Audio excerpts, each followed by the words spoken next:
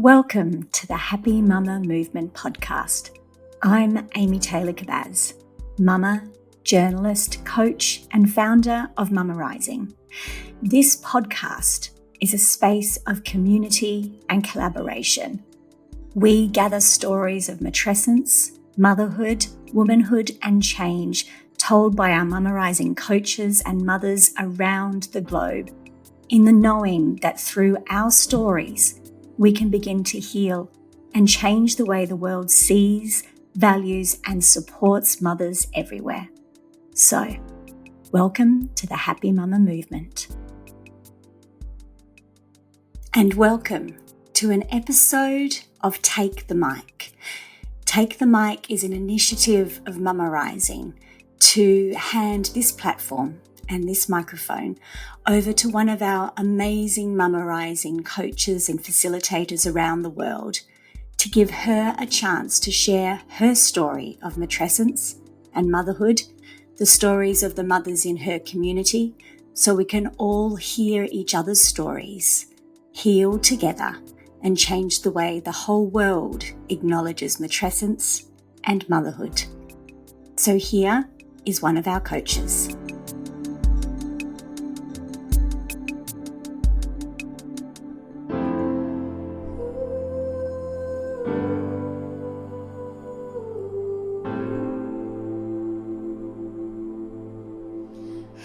Hi, my name is Jodie Abraham Asim. I am so grateful to have the opportunity to take the mic for the Happy Mama podcast and to be able to share my story and the work that I do. Firstly, I would like to honour the traditional custodians of the land that I live and record this podcast today. I would also like to honour all of the women who have gone before me and continue to teach and share their wisdom in the work of matrescence. I am a mama to two beautiful girls. My eldest is 9 and my youngest is 2. I'm originally from Perth, Western Australia, but for the past 11 years I have lived in Fiji in the South Pacific, with a short break back in Australia after my first girl was born. I am a certified nutrition, health and wellness coach, a women's hormone coach, and a newly graduated Mama Rising Facilitator. I wanted to share my story into becoming a mother in hopes that someone listening to this story no longer feels alone in their experience. Motherhood did not come easy. It took a couple of years for me to fall pregnant with our first daughter. Month after month of disappointment took its toll. We did eventually fall pregnant after trying for about 2 years with the help of a Chinese traditional doctor. We were so full of joy. I was determined to enjoy every moment with my baby when she arrived. I had high hopes for what life would be like as a mum. So many idealistic views, thanks to society's conditioning. Unfortunately, my husband needed to work away, and not long after our daughter was born, he moved to another country. So I was left alone as a new mum, not really having a clue what I was doing, even though I had this expectation that I would. It was so hard being alone as a first-time mum in a country that didn't quite feel like home just yet, and without any friends and family. It wasn't long before sleep deprivation, loneliness, and anxiety started to creep in. There were days I was so exhausted and felt nothing. I would just cry and wait for my husband to call so I had somebody to talk to. I look back now and I realize I was in pure survival mode, doing the best for my daughter every day. On the outside, no one would have known how much I was struggling. I was determined to be able to do this, to enjoy it, and to live up to the most unrealistic, idealistic views of motherhood. After nearly 6 months of doing this, my husband quit his job and came home because he knew I was having such a hard time. But the damage had already been done. I was so depleted. Some days were easier than others, and some days were just awful. I was wired and tired, but I couldn't sleep properly. I was so noise sensitive. I was snappy. I wasn't coping, and I was generally very unhappy. I sat and wondered all the time, why can't I do this? Why is it so hard for me? Why is it easy for all the other mums? The shame and guilt I felt for not enjoying every moment with my daughter was too much at times. I knew deep down I wasn't okay. I knew my mind and body was not okay, but I just kept pushing myself and hoping it would pass and that it would all work out eventually. After one particular rough day, I sat on the kitchen floor uncontrollably crying while my husband said, "Do you think you have postnatal depression?" This was a defining moment in my healing because it was like I was finally given the permission to let go and admit that I was not okay and I was not enjoying motherhood. I felt so much shame and sadness at that point. I wish I could go back in time and give myself the compassion I deserved back then. Motherhood really has a way of cracking you wide open and leading you on this profound spiritual awakening. I didn't know it then, but now I know that this was all leading me to where I am today. We moved back to Australia to be near my family, so I was able to get the support I so desperately needed. I went straight to my GP and discussed how I was feeling. He ordered a ton of blood work and also gave me a referral to see a therapist. I started to see a clinical psychologist who specialised in postpartum and mother care.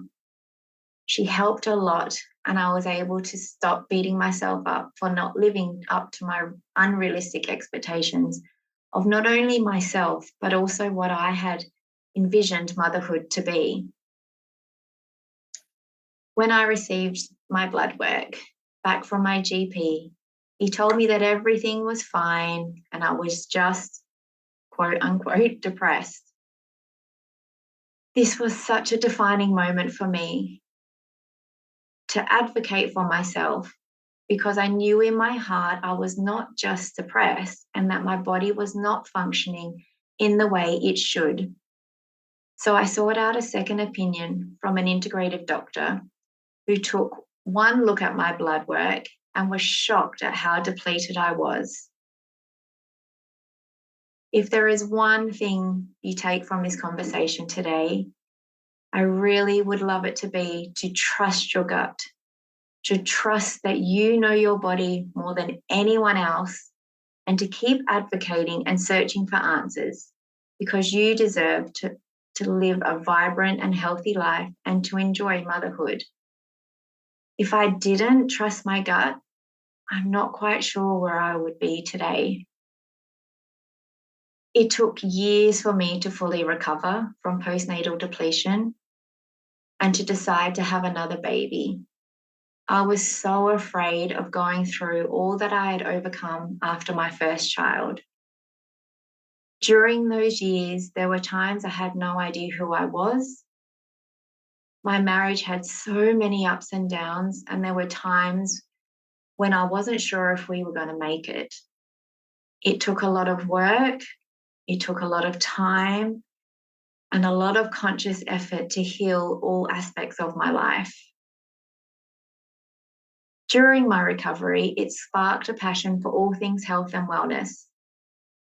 I started to study nutrition because I really do believe that food is medicine, and when we support ourselves with good nutrition, it has a huge impact on our overall well-being. About 2 years into my motherhood journey, a friend told me about Amy and suggested I signed up to her Reconnect program. This program helped me rewrite the negative stories I had told myself about my experiences and thoughts about motherhood.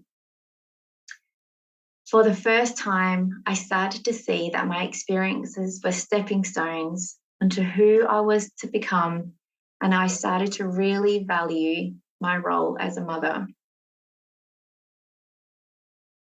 My experience becoming a mother for the second time was completely different to my first. I was so scared that I would go down the same path I did after my first. I had done so much work to heal in all areas of my life and didn't want to risk it all again. But something inside of me was telling me to try because I had more knowledge in postnatal health and matrescence, and I was better prepared for what was coming. I fell pregnant instantly, which was a huge shock because it took so long to fall pregnant the first time round, but sadly miscarried 8 weeks later. Any doubt I had about becoming a mother for the second time was gone. I felt so much heartbreak and sadness about losing that baby. It was a huge lesson in learning to trust my body, trust myself, and trust what will be will be. I fell pregnant instantly again once we got the all clear to try from the doctors. And today we have our second healthy baby. I still have tough days. Being a mama to 2 kids can be tough. And to be really honest, I have found the transition from 1 to 2 kids very challenging. But I am more compassionate and understanding towards myself than I used to be, thanks to my knowledge and experience with matrescence. For me, the word matrescence means discovering who I am, who I'm truly meant to be through motherhood. To be able to put a word to my experiences no longer makes me feel alone and isolated in those experiences. It is a word that has given me permission to acknowledge all that I have been through and to continue to experience in my life and motherhood. Motherhood is such a life-altering experience.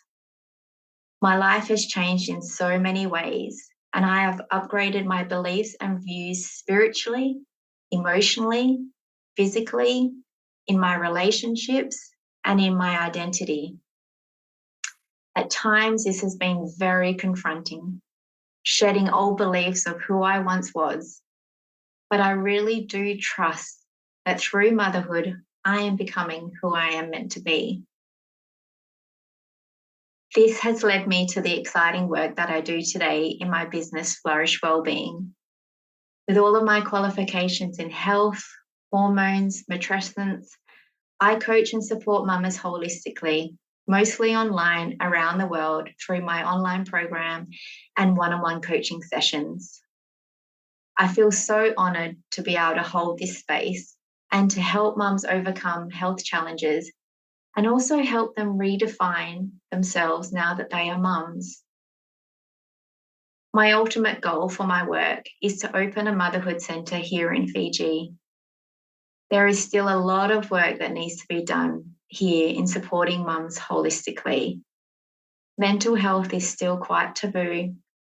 Postnatal depletion goes undiagnosed, and matrescence is very much unknown. My hope is that this centre will be a place for mamas to come and participate in yoga and breath work, motherhood preparation classes, matrescence education classes, holistic health coaching, and to be part of a supportive community. I really do believe that all mamas deserve to be supported, listened to, and most importantly, believed in all that they are going through. If you'd like to know more, all of my details are included in the show notes below. I would love to connect with you more on my socials or through email. Thank you for listening to my story.